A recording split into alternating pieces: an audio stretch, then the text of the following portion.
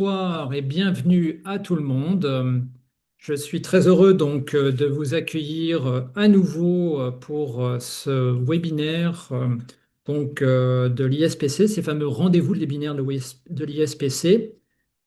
Et nous allons donc ce soir reprendre ou travailler encore, vous allez me dire, la question de la synodalité, non pas pour en restituer un contenu ou une forme des choses dont vous avez déjà tous certainement beaucoup travaillé, mais plutôt pour essayer d'identifier ou repérer finalement comment cette vie synodale à laquelle nous sommes tous invités, elle commence à rentrer peu à peu dans la réalité de l'Église. Le pape François avait avancé que le chemin de la synodalité était celui que Dieu attend de l'Église au troisième millénaire. Cela implique sans doute de se mettre en route pour pratiquer. Et toute pratique nouvelle, vous le savez bien, elle nécessite de l'apprentissage, elle nécessite de la formation. D'où cette question que nous allons travailler ce soir des écoles de synodalité, de points, quelles expériences de mise en œuvre? Et avec l'équipe de l'ISPC, nous nous sommes mis en route donc pour aller chercher des exemples de pratiques et nous en avons ce soir trois à vous proposer qui peuvent nourrir à la fois votre réflexion commune et puis surtout, on espère, inspirer les pratiques pastorales. Alors, on va écouter successivement trois intervenants différents. La première est Lucie Lafleur.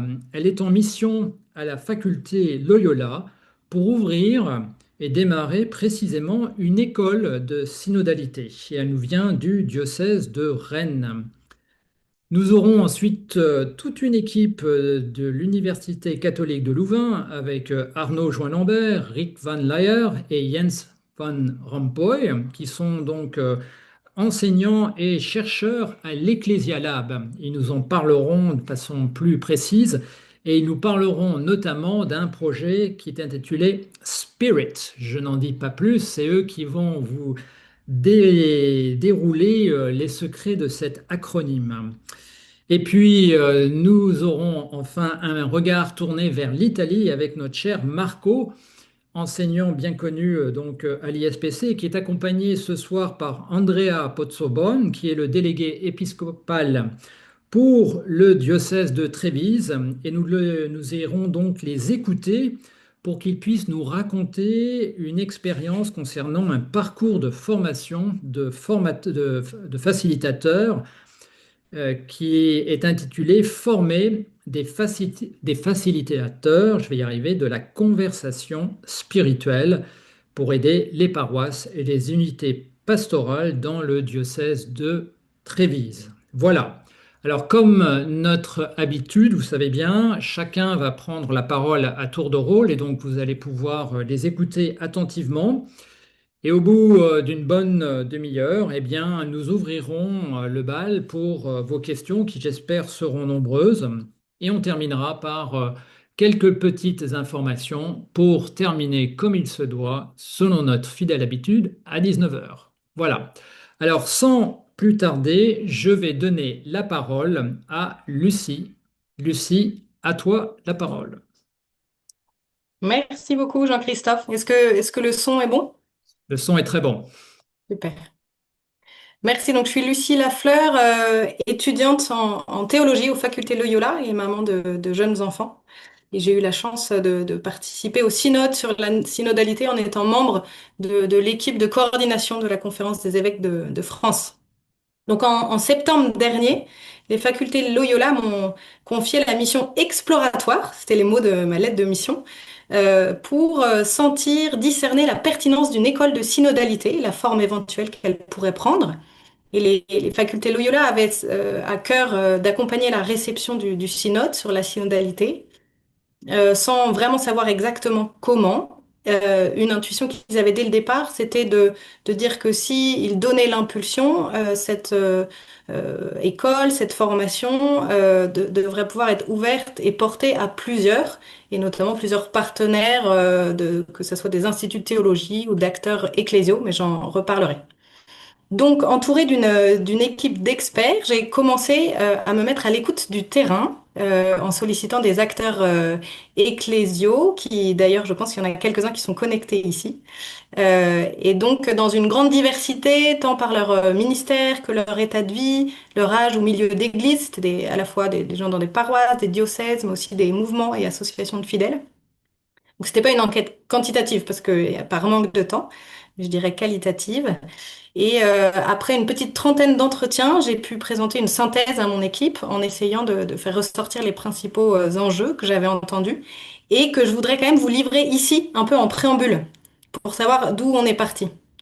Et en plus, bah moi, le constat que j'ai fait, ça m'a donné du baume au cœur, donc je me dis autant vous le partager. C'est qu'en France, en tout cas, le mot de synodalité a fait son chemin, alors qu'il était encore inconnu il y a quelque temps, et qu'il y a un terreau favorable pour déployer les conversions auxquelles nous sommes appelés. Donc il reste, il y a du travail encore, mais à peu près partout, il y a des lieux de collaboration, des organes consultatifs, des lieux de participation pour les laïcs même s'ils ne sont pas toujours efficients. Mais ce qu'on peut dire, c'est que la co-responsabilité a fait son chemin, et ça, c'est une bonne nouvelle.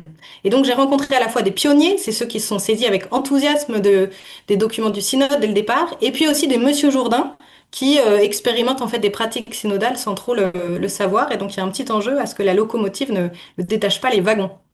Et dans ce paysage à la française, j'ai entendu une forte demande à ce que les évêques, les prêtres puissent donner une impulsion et en tout cas accompagner les conversions synodales que l'Église est appelée à vivre. Les résistances entendues ont convergé sur quelques points, notamment le fait que la synodalité soit présentée comme une mode, une méthode nouvelle, parfois entre guillemets le truc du pape François. Le côté aussi, entre guillemets, tarte à la crème, où on entend parler de la synodalité à toutes les sauces sans vraiment savoir ce que c'est, et puis surtout comment, sur le terrain, cela s'incarne. La peur aussi que la synodalité, ça soit pensée et vécue pour elle-même, ou que ça serve quelque agenda.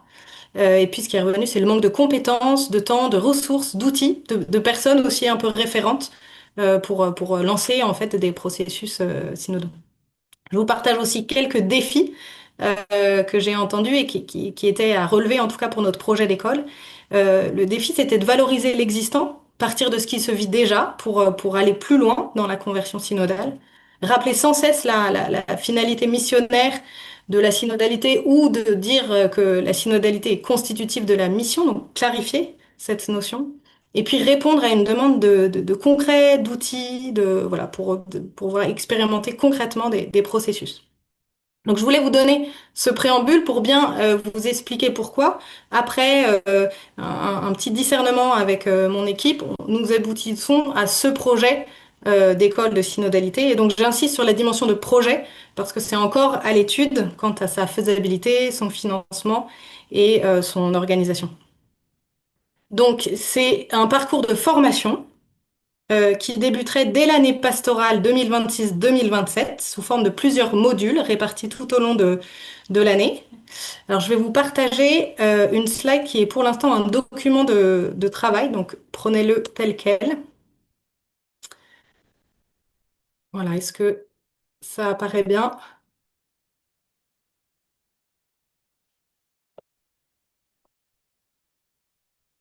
Donc, c'est une formation qui répond... Non, déjà, la première grande intuition, c'est que cette formation est destinée à des équipes de personnes déjà en mission. Donc, c'est vraiment reprendre ce partir de l'existant et d'horizons ecclésiaux très variés. Mais je pense que c'est ce qui en fera sa recherche. Et cette formation, elle répond à plusieurs objectifs. C'est d'approfondir, d'entendre, peut-être réentendre, mais en équipe, ensemble, les fondements spirituels, théologiques pour que la synodalité soit pas réduite seulement à des enjeux, à des modalités pratiques ou un simple mode de gouvernance, mais qu'elle garde aussi toute cette profondeur évangélique. Un deuxième objectif, c'est d'acquérir des compétences, des réflexes, de s'exercer ensemble. Et puis le troisième, c'est une intuition qui est partagée, je pense, hein, mais que la synodalité s'apprend en marchant. Et donc, notre idée, c'est de demander aux équipes qui viennent se former de venir avec un projet, soit un projet concret à mettre en œuvre, soit une problématique à mûrir tout au long de l'année. Et les équipes seront accompagnées pour cela, pour la mise en œuvre de ce projet concret tout au long du parcours. Donc c'est une formation qu'on veut intégrale, avec à la fois des enseignements théologiques, spirituels, mais aussi des ateliers, des temps de partage entre les différentes équipes, et puis donc cet accompagnement personnalisé par un tuteur pour chaque équipe.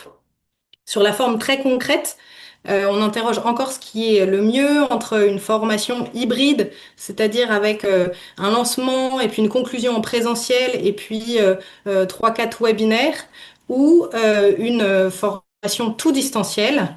Voilà, donc ça, je suis assez intéressée par vos réactions et vos retours là-dessus parce que on cherche ce qui est le mieux. Sachant qu'un webinaire, ça serait un temps d'enseignement, des ateliers entre les différentes équipes et puis un temps avec son tuteur. Ça n'apparaît pas là sur ce slide, mais encore une fois, c'est un document de travail. Notre grande ambition, si le projet est validé, c'est vraiment de faire signe aux différents instituts de théologie, pour l'instant en France, mais pourquoi pas à ouvrir ailleurs. Et vraiment, avec cette volonté de co-construire avec eux le contenu et de faire de cette école un laboratoire de communion qui incarne vraiment la synodalité. Donc, comme j'ai que 7 minutes, je finis de finir une phrase. Voilà, notre projet d'école, nous, il vise vraiment à soutenir, accompagner concrètement les équipes qui œuvrent sur le terrain et leur offrir un espace de rencontre, de partage pour se former et puis ouvrir ensemble les nouveaux chemins de l'annonce de l'Évangile.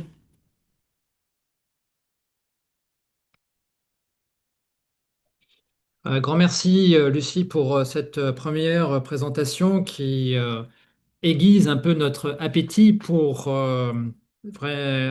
pouvoir entrer voilà, dans la connaissance de ce que serait une école de synodalité.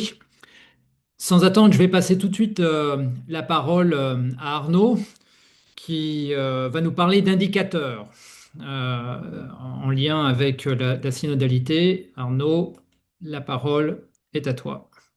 Voilà, merci beaucoup et au plaisir d'être avec vous tous ici. Donc nous sommes trois de l'Ecclesia Lab avec mes collègues Rick Van Leer et Jens Van Rompuy. Je signalerai à peu près où ils se situent dans le projet, mais c'est moi qui vais parler, qui n'est pas à proprement parler un projet d'école synodale, mais plutôt de la construction d'un outil qui peut servir entre autres à la formation.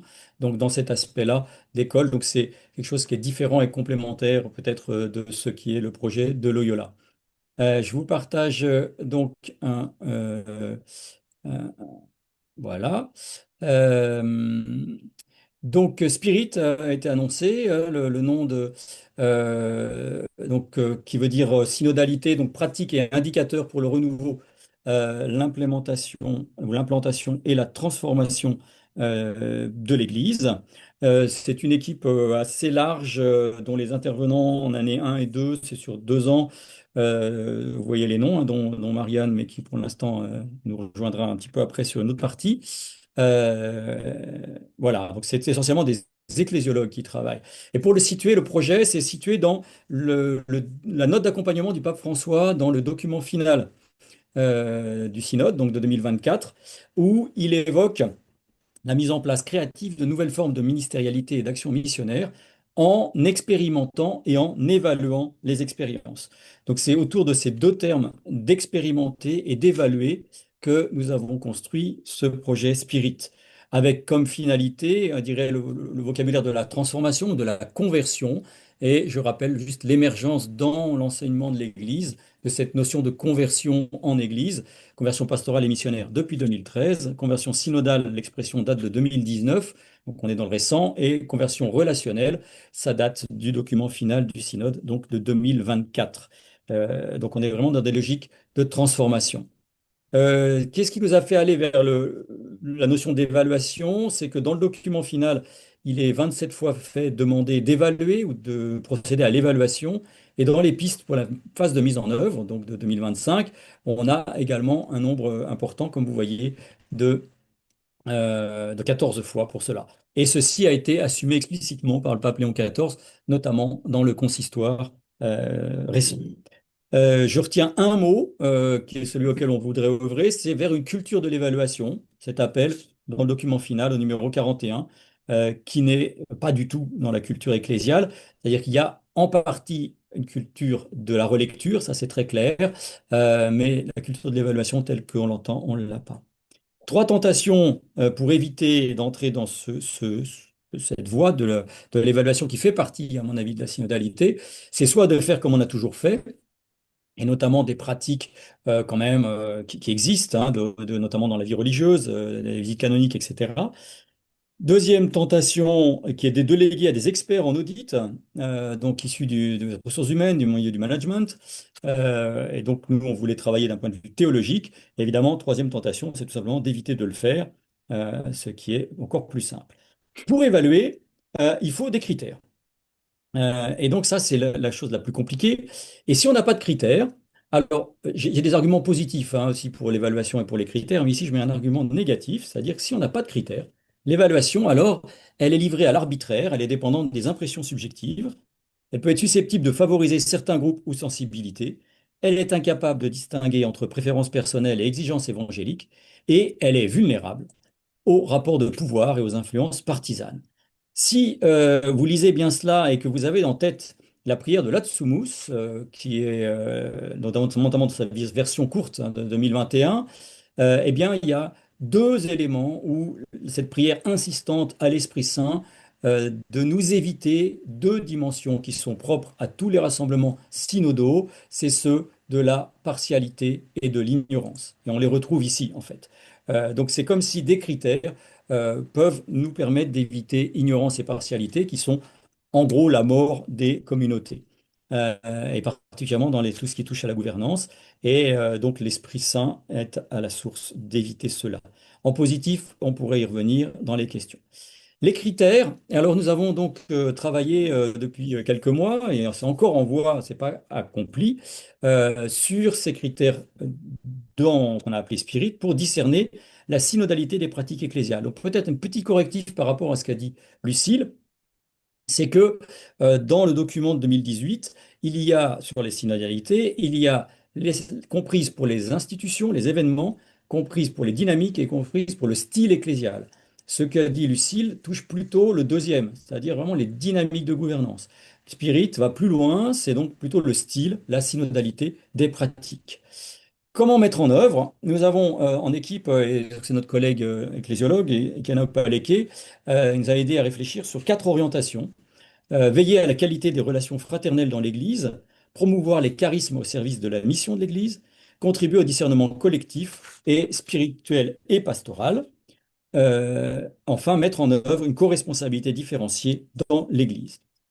De notre point de vue, nous, je dirais théologiens, nous voulons faire de la théologie de manière synodale aussi, donc l'expression du document final, numéro 67, c'est-à-dire en marchant avec l'Église et en apprenant avec elle. Donc toute la construction de ce projet, elle ne se fait pas en chambre, en bureau, mais elle se fait en interaction avec les communautés locales, ecclésiales, diocésaines, les mouvements.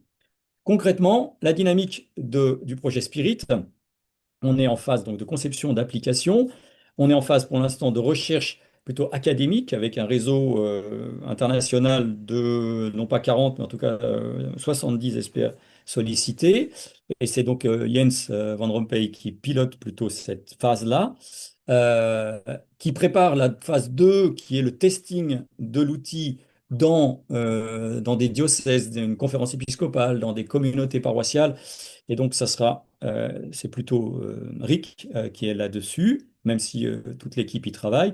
L'idée étant d'arriver au maximum en juin 27, mais en fait, on espère que ça serait même bien avant, à l'outil validé. On aura déjà un outil en juin 26 quand même, hein.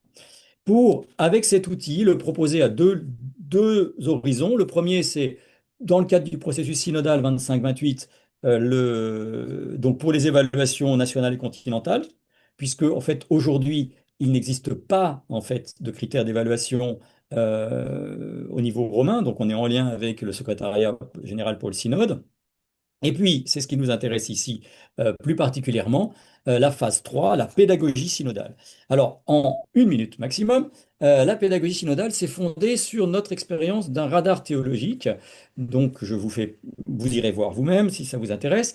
C'est-à-dire, on a développé un outil pour les communautés chrétiennes pour relire leurs pratiques en visitant d'autres communautés chrétiennes du même type ou faisant la même chose.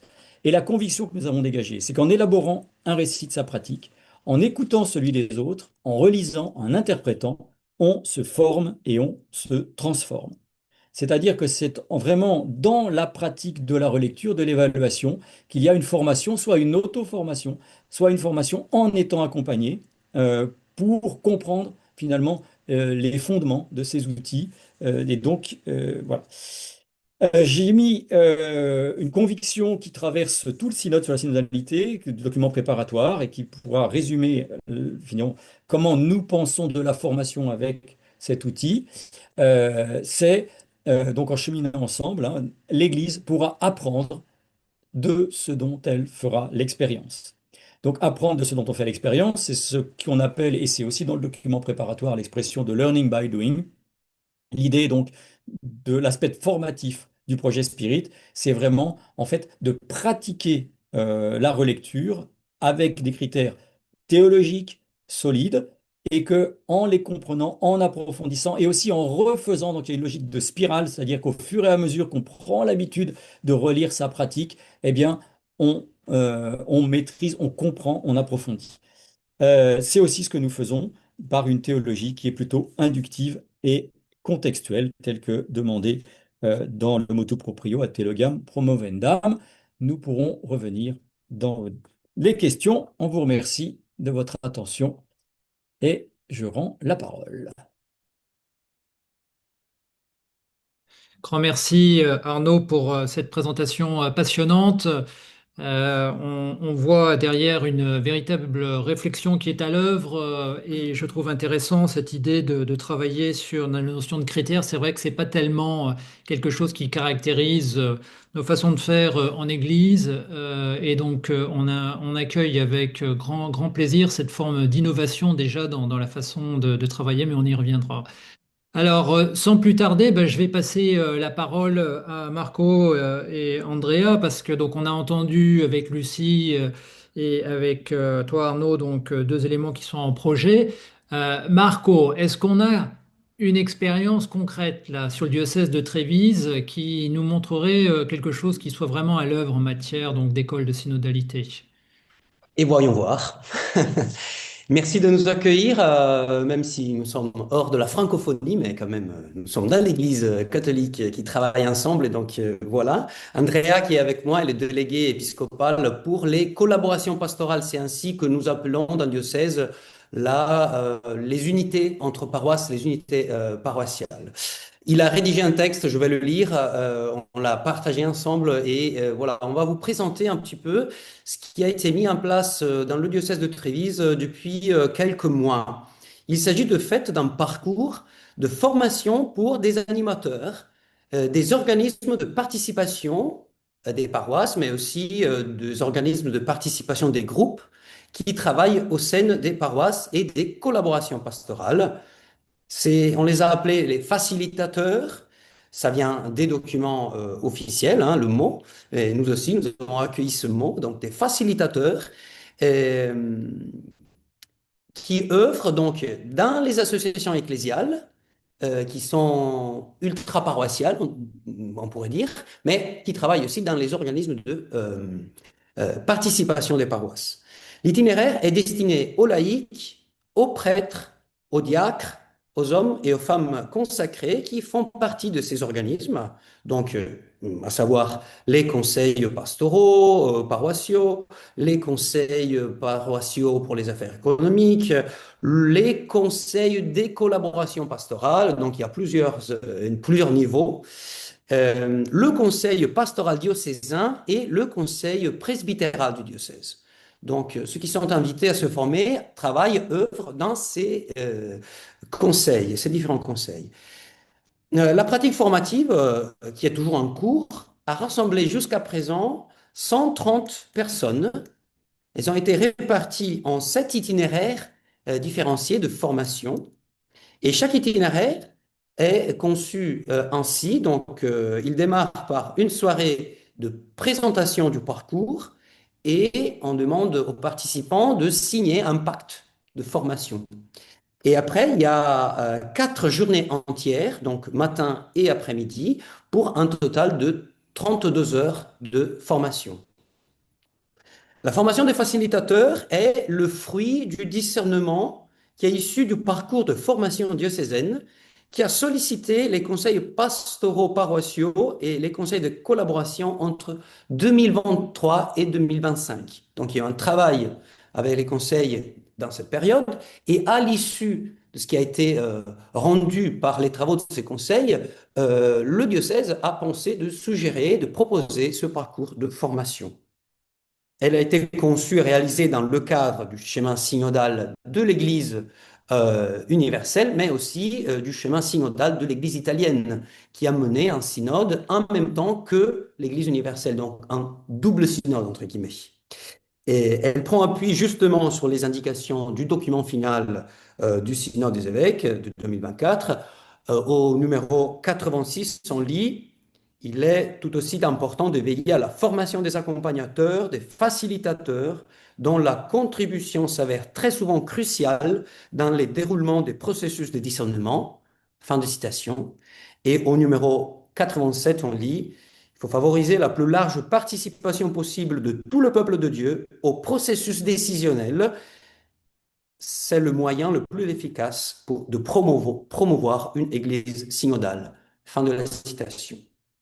L'intention pédagogique sous-jacente est de former donc ces facilitateurs capables d'accompagner les processus de discernement qui devraient être au centre du travail des organismes de participation. En plus, toujours en lien avec la dynamique du discernement, la formation vise à former au bon usage de la conversation dans l'esprit comme outil pour discerner. Tout cela prévoit au préalable, bien entendu, une capacité de reconnaître et d'intégrer les valeurs principales de tout processus de résolution collaborative des problèmes et des conflits, et plus spécifiquement de tout processus de discernement, d'intégrer donc la valeur du processus de discernement. J'affiche à l'écran, et je termine, les sujets, les matières, les arguments qui sont proposés pendant cet itinéraire. Donc, vous les voyez à l'écran. Il y a une rencontre zéro de présentation du parcours et la signature d'un pacte de formation. Et après, il y a 4 rencontres. Première rencontre, l'écoute et la conversation dans l'esprit. Dans la matinée, on centre le propos sur la communication et l'écoute dans les groupes. Et dans l'après-midi, pour une spiritualité de l'écoute, donc on rentre dans l'outil, la conversation dans l'esprit. La deuxième rencontre, faciliter la confrontation en groupe. Pour la matinée, le groupe conçu comme sujet pluriel et comme processus relationnel. Et dans l'après-midi, les aider à comprendre qu'est-ce que ça veut dire faciliter la confrontation en groupe. La troisième rencontre porte sur la prise de décision en groupe. Donc, dans la matinée, on rentre dans la question de la résolution collaborative des problèmes et dans l'après-midi, le discernement communautaire et ecclésial, congruence, différence avec la résolution collaborative des problèmes, point à prendre en attention. Et finalement, la quatrième rencontre, dans la matinée, qu'est-ce que signifie prendre une décision en groupe? Donc, troisième rencontre était résoudre des problèmes.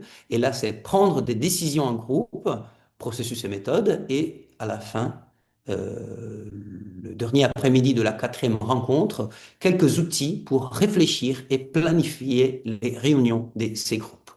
Voilà le projet et qui est toujours en cours de route. Et donc, il y a 130 personnes qui sont investies dans ce processus dans le diocèse de Trévise. Merci pour votre écoute.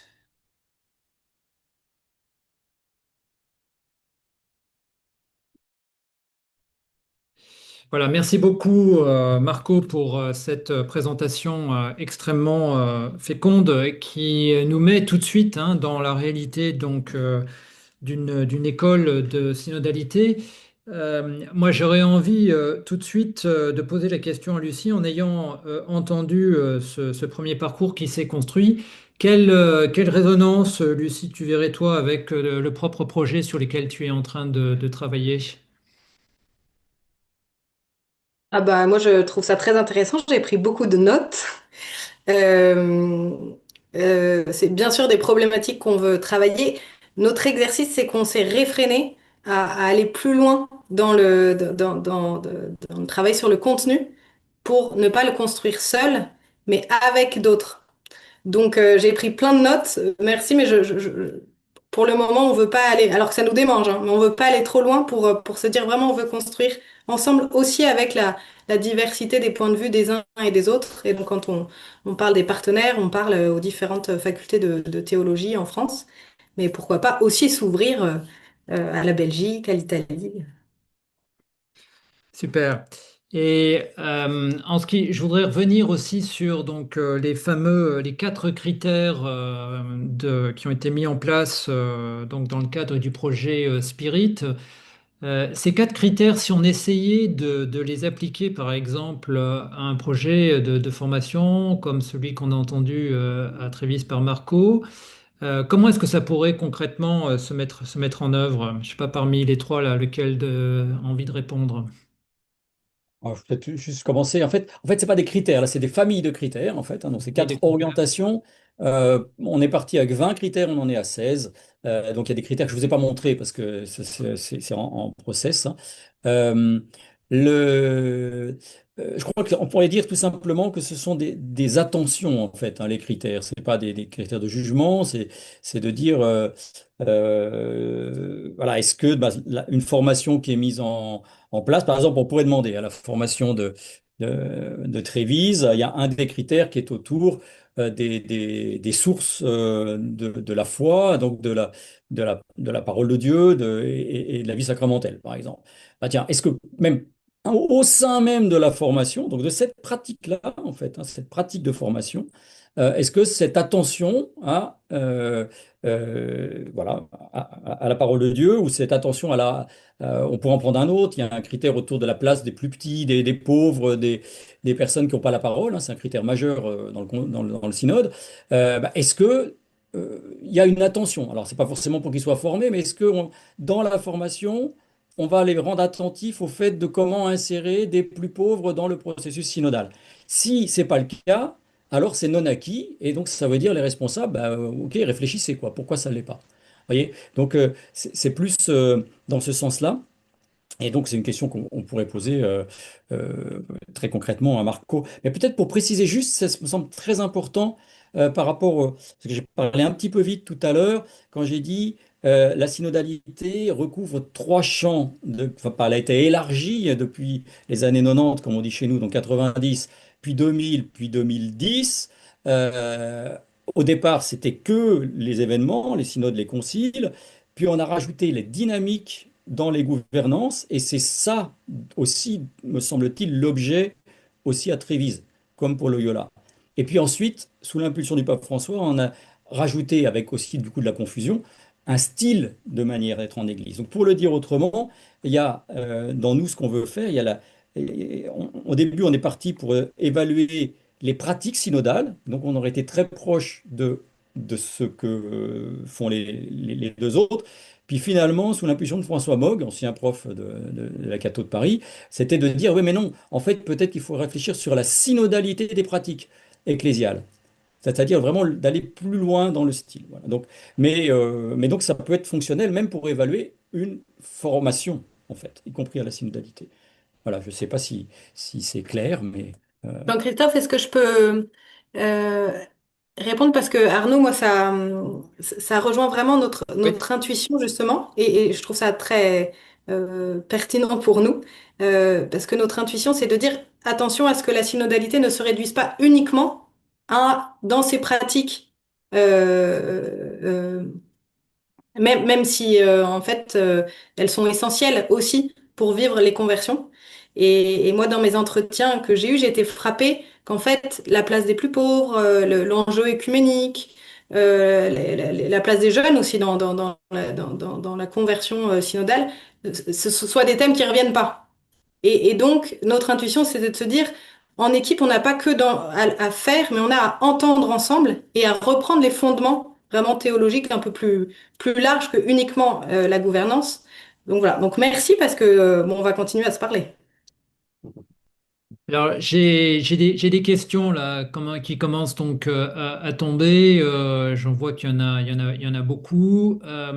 Parmi les questions, il y a celle déjà des compétences. Est-ce qu'il y a des compétences requises, théoriques ou pratiques, pour déployer ces nouvelles formations, que ce soit à Trévise ou à Loyola? Si je commence par toi, Marco, est-ce que, il y a voilà, des prérequis, hein, qui sont demandés pour inscrire et faire participer ces personnes?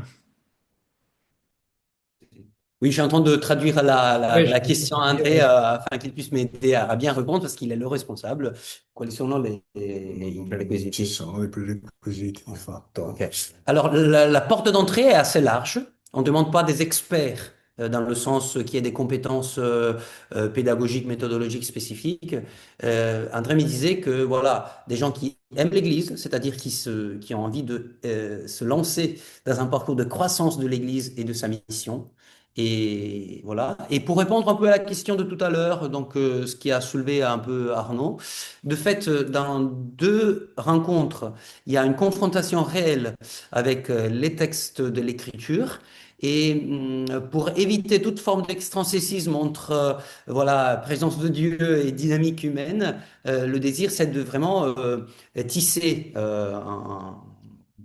comment dire, un parcours où les deux dimensions sont bien intégrées et tout en sachant que Dieu parle, bien sûr, par les documents de la foi, donc le magistère et l'écriture, mais qu'il continue à parler même dans les résonances des personnes. Et donc d'être attentif au fait que Dieu continue à parler.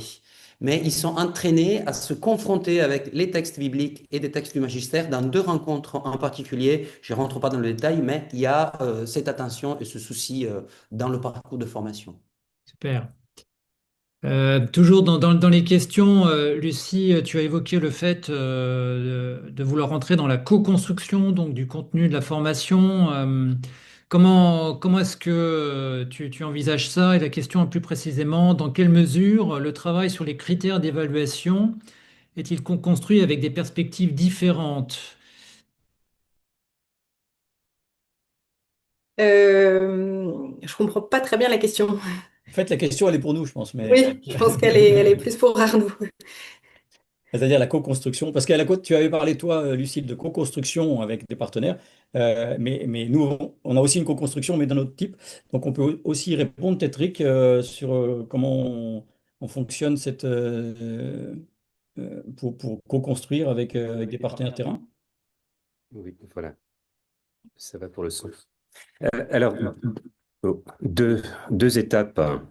La première, celle des semaines et des mois qui viennent, est une co-construction avec un cercle théologique, d'abord un cercle restreint ici à l'Université catholique de Louvain, qui rassemble des théologiens et des théologiennes, principalement belges et français. Et puis, il y a une ronde de consultation seconde qui se met en place au cours également des prochaines semaines, avec une quarantaine de spécialistes internationaux. Le sondage se fait cette fois-ci en anglais pour diversifier, être compris par une multitude en fait de nationalités, de langues. Donc, une co-construction, des cercles théologiques élargis. Voilà pour la première phase. Seconde phase, nous retournons au terrain en travaillant avec conférences épiscopales, équipe synodale nationale, équipe synodale diocésain également, des groupes, hein, en allant à la fois tester, donc expérimenter, éventuellement retransformer, valider les critères de discernement autour de l'évaluation de la synodalité des pratiques. Donc, ce sont tout de même les deux principales phases Et j'étais avec une équipe synodale nationale cet après-midi et on me posait la question, en fait, justement, est-ce que ces critères viennent d'en haut ou est-ce qu'ils viennent d'en bas? Or, ils viennent comme au milieu de l'ascenseur, comme si l'ascenseur arrêtait au milieu. C'est-à-dire, il y a des critères qui viennent parce que c'est réfléchi par des cercles de théologiens, mais en même temps, c'est validé par le terrain et il y a un point de jonction ou de rencontre. Et je pense que c'est là où nous apprenons nous-mêmes, un peu novices parfois, à devenir théologiens et théologiennes en contexte de synodalité. Donc, il faut porter cette attention et au grand sérieux, pour employer les termes de la théologie, du sens du peuple de Dieu, le sensus filii, qui a quelque chose à nous dire, et c'est l'interdynamisme entre le terrain et le monde théologique qui finira par produire et les critères, et je l'espère, les fruits que nous escomptons. Peut-être pour ajouter un exemple, c'est celui de. Donc, on a travaillé vendredi dernier, donc c'est tout frais, tout ça évidemment est assez intense. N'en coupe pas parce qu'il m'entend pas là. Et avec les conseils épiscopaux de la province ecclésiastique de Reims, donc 7 conseils épiscopaux, 55 personnes. Et on a eu à la fois, il y avait bon, beaucoup de choses dans cette session de travail, dont un moment, réfléchir sur ça veut dire quoi évaluer, comment on construit des critères, comment est-ce que on se rend compte qu'en fait, dans un même conseil, on pense qu'on a les mêmes critères pour évaluer, mais en fait, ce n'est pas le cas.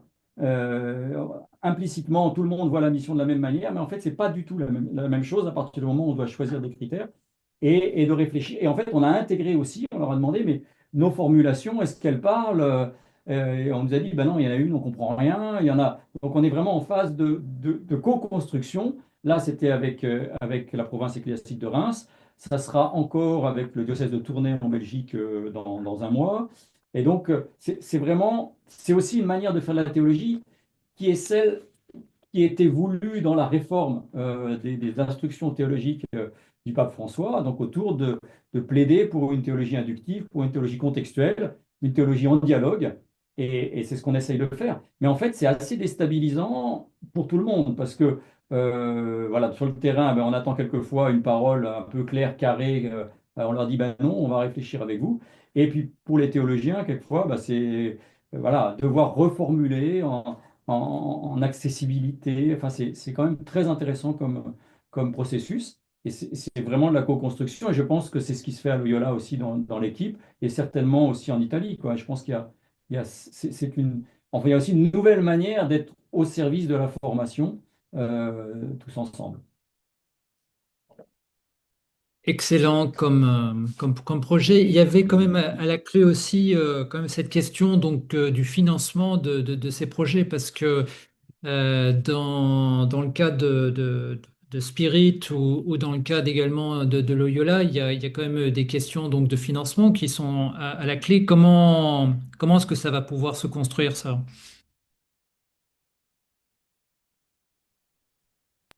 Alors, nous, c'est encore à l'étude. Donc, ça se finance aussi par un coût par étudiant. Donc, on demandera une participation, mais on aimerait que ce coût soit raisonnable avec ce que raisonnable veut dire quand on parle de coût. Et voilà. Donc, pour ça, on a besoin de mécénat pour compléter et justement rendre accessible cette formation. Notre idée, c'est d'arriver à un prix par étudiant autour de 200 euros, ce qui n'est pas du tout le prix réel de la formation, mais voilà, en recherchant du mécénat et quand même en embauchant des équipes, voilà, on arriverait à lancer le projet. Mhm, mhm. Je reprends encore une autre question là qui est intéressante. Les fondements spirituels et théologiques de la synodalité sont inscrits donc dans la proposition que tu as faite, Lucie. Est-ce aussi présent dans la formation des facilitateurs? Est-ce que Marco, sur les facilitateurs, c'est la même chose aussi? Oui, alors de fait, je partageais avec André là tout à l'heure, ce qui est en jeu là chez nous, c'est vraiment de cibler, entre guillemets, le public donc de formation. Il s'agit donc de former de facilitateurs au processus de discernement en vue d'une perspective synodale de l'Église. Donc la question est vraiment ciblée. Ce qui signifie que la synodalité et sa spiritualité n'est pas hors question, bien sûr, mais la cible est précise.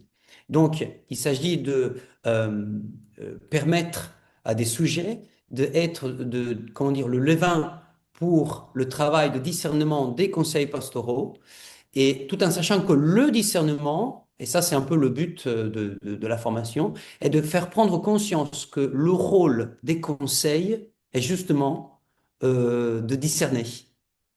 C'est ça le but des conseils. Et donc, la formation est finalisée à activer auprès de quelqu'un des compétences telles que ce processus de discernement auprès des conseils puisse être mis en place.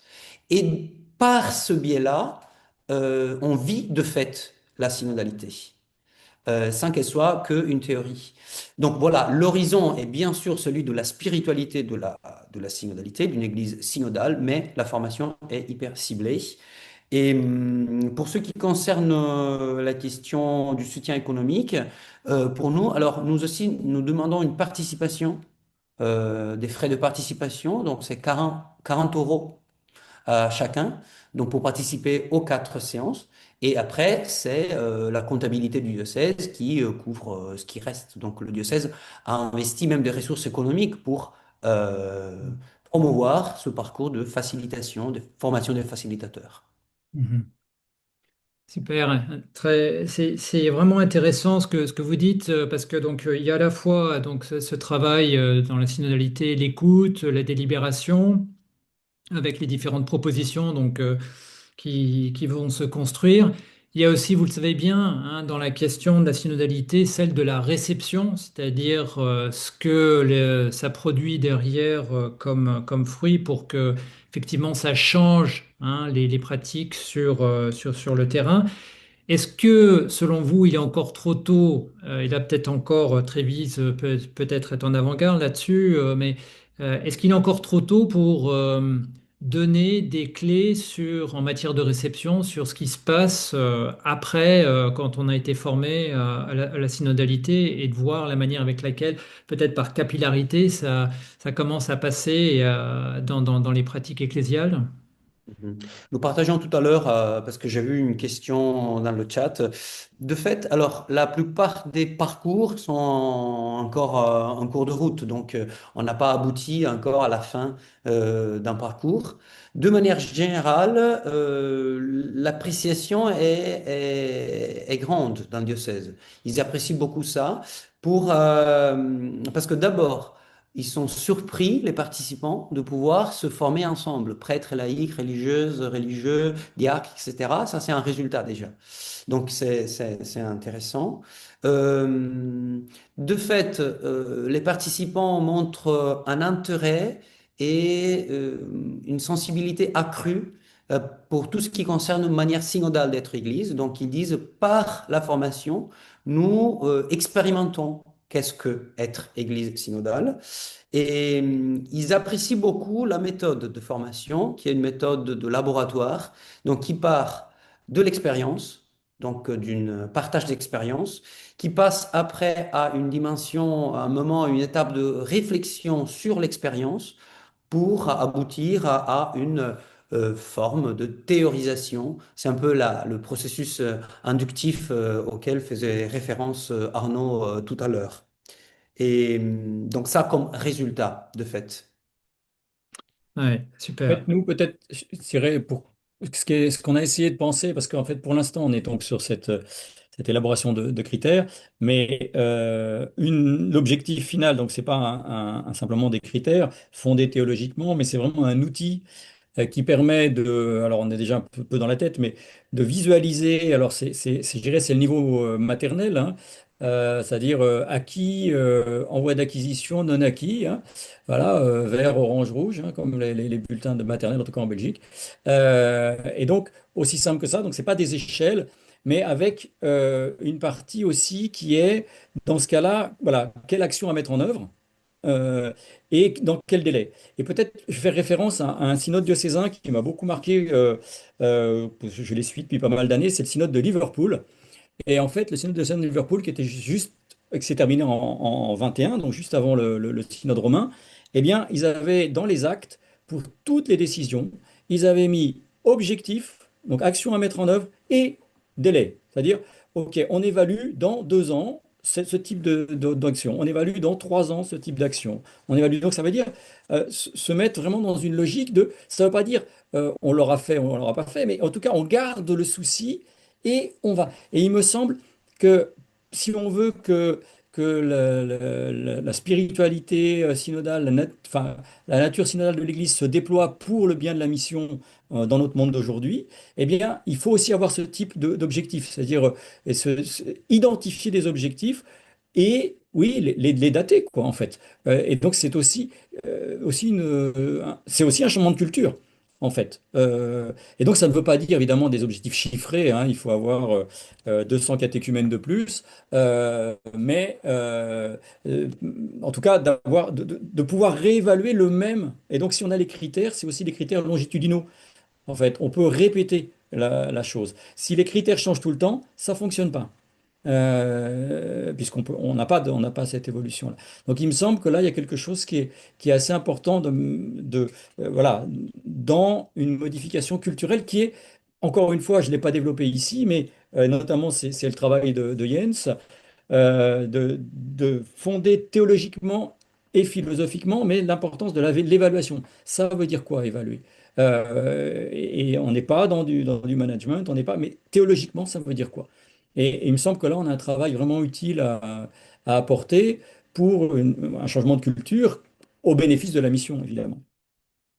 Pour le diocèse de Trévise, on partageait ça. De fait, on a prêté attention à bien distinguer une perspective d'évaluation évangélique d'une perspective de bilan stratégique. Il ne s'agit pas de voir que de manière stratégique si on a, comment dire, atteint les objectifs, mais c'est de dire, dans ce processus, nous sommes où par rapport à la mission. Donc, c'est une évaluation évangélique, évaluer si l'Église a été fidèle à sa mission ou pas.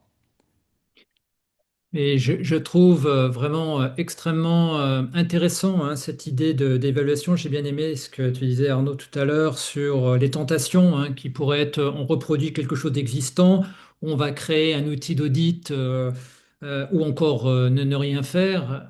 On comprend bien et en même temps, voilà, comment est-ce qu'on va arriver effectivement à aboutir à des critères qui puissent non pas être normatif, mais qui nous aide quand même à voir la progression, en fait, parce que c'est ça, souvent, qui revient dans les témoignages. On sent que pour que les comportements bougent, on a besoin de voir des changements sur le terrain. Donc, pour qu'un critère, pour des critères soient pertinents, il faut aussi qu'ils nourrissent un peu le sensus fidei. Finalement, hein. Et donc voilà. Comment allez-vous faire pour éviter que ça devienne un autre outil d'audit finalement? Euh, Jens, il a sûrement des choses intelligentes à dire sur cette question-là. Faut passer la patate chaude, comme on dit en Suisse ou en Belgique. Euh, Jens? Oui, oui. Euh, donc c'est exactement ça qu'on va essayer de ne pas produire quelque chose extra qui ne sert à rien.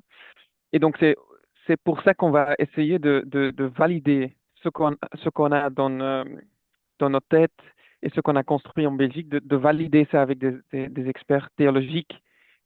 Donc avec des gens qui peuvent aider à trouver ce qui manque, à ce qu'on peut ajouter et comment construire un outil théologique. Et donc, c'est ça vraiment qu'on est en train de faire maintenant. Mais ça, c'est une méthode qu'on n'a pas encore utilisée. C'est une méthode qui est utilisée surtout pour trouver le consensus sur des sujets où ça n'existe pas encore. Donc, c'est vraiment work in progress. Donc, c'est vraiment quelque chose euh, d'expérimental qui va nous aider à faire quelque chose que l'Église n'a pas toujours l'habitude de faire. Hmm. Donc oui, il nous reste encore beaucoup de questions, mais heureusement, on ne doit pas trouver la solution entre nous. On va faire ça avec des experts internationaux. Euh, mais donc il nous reste encore beaucoup de travail, ça c'est clair. Ouais.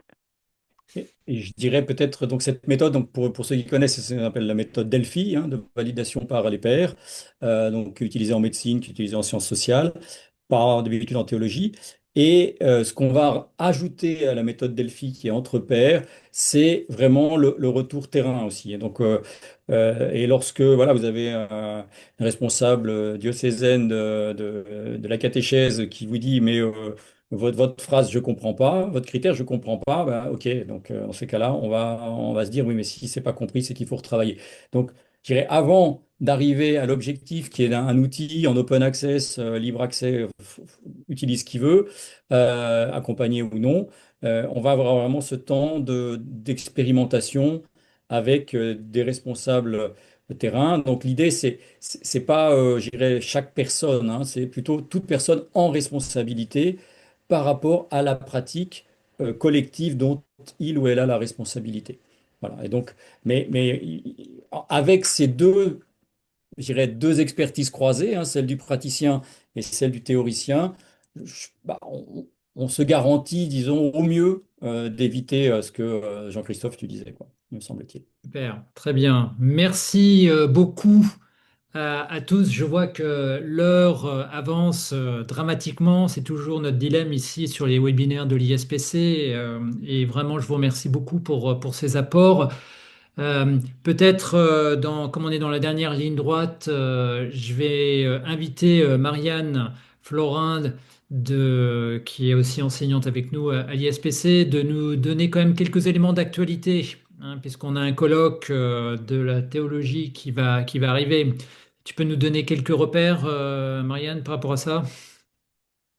Oui, bonsoir à tous. Alors, je viens de vous partager dans le chat un lien pour s'inscrire au colloque qui est organisé par la Faculté de théologie de l'Institut catholique de Paris, qui porte sur justement la formation. Se former en théologie à l'université, le débat comme mission. Donc, dans un contexte justement, on vient d'en parler, où la réception du synode pose la question des enjeux de la formation, et dans le contexte général de la mission, on se pose la question de la possibilité de former théologiquement dans une véritable culture du dialogue pour articuler théologie et pratique pastorale et missionnaire. Donc le colloque commence le mercredi 11 février. Il se déroule le 11, 12 et 13 février. Il est accessible en ligne également. Vous pouvez vous inscrire et participer en ligne à distance et suivre les débats. Donc, en tout cas, c'est un colloque organisé par l'ensemble des enseignants de la faculté de théologie. Donc, je vous encourage vivement à y participer pour Super. prolonger la discussion et toutes les questions auxquelles on n'a peut-être pas répondu sur la formation des formateurs, la manière de former, etc. Voilà, je pense que ça sera sans doute un lieu d'approfondissement de ces questions Bon. plus pédagogiques. Et Voilà. bonne nouvelle de plus, Arnaud, je crois que l'Humaine Vitae a un article, il y a un numéro spécialement sur notre sujet. Si tu veux nous en dire. Voilà, donc c'est même pas un article, c'est au fait un numéro synodalité et ministère vers une responsabilité différenciée, donc piloté par l'équipe suisse-italienne de la revue, avec vraiment des choses très intéressantes, notamment la relecture de qu'est-ce que c'est que la question de synodalité, de ministère dans le document final, la question du ministère presbytéral, la question du ministère des diacres, les ministères institués, des échos sur l'évolution et la recherche dans le diocèse de Milan, des réflexions sur une expérience aussi dans un diocèse. Donc c'est vraiment voilà, comment toute la question des ministères institués, confiés, ordonnés se repense, se cherche avec les clés de la synodalité dans les situations qu'on connaît d'évolution, c'est-à-dire à la fois de raréfaction de certains ministères et d'émergence lente d'autres, etc. Un numéro qui vaut la peine, que vous pouvez trouver chez votre libraire ou sur kern.info. Vous trouvez tout le numéro ou achat à l'article. N'hésitez pas. Super. Voilà.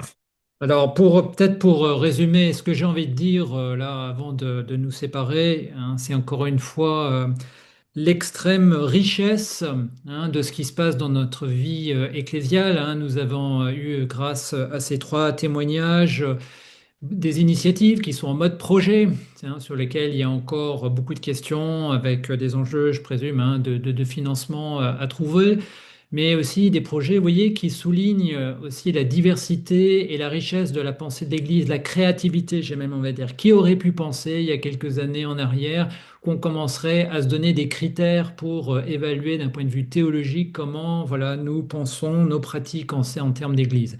Tout ça, il me semble que ça vient illustrer une Église vivante qui se cherche, qui cherche à progresser et à avancer. Et en fait, c'est en finalement explorant hein, que nous pouvons avancer en pratiquant. Arnaud le disait tout à l'heure, hein, learning by doing, hein, c'est par la pratique finalement. Et vous avez été nombreux à poster hein, dans le chat beaucoup d'expériences que vous menez dans vos diocèses différents. Donc il y a fort à parier, je crois que au fur et à mesure où nous allons avancer, cette école, ce projet d'école de la synodalité va aboutir très certainement à des nouvelles idées sur la façon avec laquelle la pédagogie slash l'andragogie, hein, puisque nous nous adressons aussi beaucoup à des adultes, va permettre de faire ce double ou ce triple travail d'écoute, de délibération et puis de réception. Voilà, il est 19 heures. Je remercie les 160 et quelques participants qu'on a eu ce soir de nous avoir rejoints sur ce webinaire de l'ISPC et nous vous donnons rendez-vous au prochain webinaire de l'ISPC qui sera, je crois, au mois de mai. Voilà, à très bientôt et merci encore d'avoir été avec nous.